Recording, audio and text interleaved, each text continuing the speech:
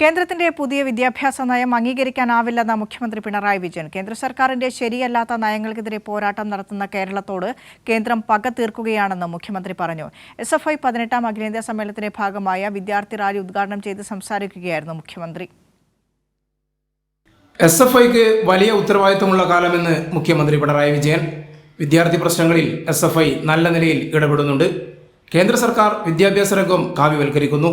ഭരണഘടന തന്നെ തിരുത്തണമെന്ന് സംഘപരിവാർ ആവശ്യപ്പെടുകയാണ്. കേന്ദ്രത്തിന്റെ വിദ്യാഭ്യാസ നയങ്ങൾക്കെതിരെ കേരളം വലിയ പോരാട്ടം നടത്തി. പാഠപുസ്തകം തിരുത്തിയ ഘട്ടത്തിൽ ആ ഭാഗം പഠിപ്പിക്കാൻ തയ്യാറായി.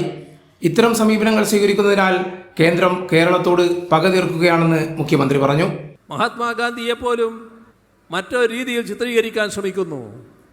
ഗോഡ്സെയെ മഹത്വവൽക്കരിക്കാൻ നോക്കുന്നു. ചരിത്രഭാഗങ്ങൾ വലിയ തോതിൽ തിരുത്തപ്പെടുന്നു.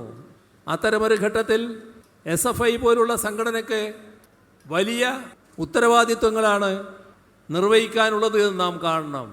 നമ്മുടെ രാജ്യത്ത് നടപ്പാക്കുന്ന ഒട്ടേറെ ജനവിരുദ്ധമായ കാര്യങ്ങൾ, കാവ്യവൽക്കരണത്തിൻ്റെ ഭാഗമായുള്ള നടപടികൾ, അതിനെ SFI രാജ്യവ്യാപകമായി തന്നെ ചോദ്യം ചെയ്യുന്നു.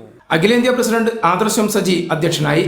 General secretary Srijan Bhattacharya, SFI സംസ്ഥാന ഭാരവാഹികളായ PS Sanjeev, M Sivaprasad, CPIM polit bureau അംഗം അരുൺകുമാർ, മന്ത്രി PA മുഹമ്മദ് റിയാസ് എന്നിവർ സംസാരിച്ചു. KV സുധീഷ് നഗറിൽ ചേർന്ന പൊതുസമ്മേളനത്തിൽ രക്തസാക്ഷി ധീരജിന്റെ മാതാപിതാക്കൾ പങ്കെടുത്തു. കൈരളി ന്യൂസ്, കോഴിക്കോട്.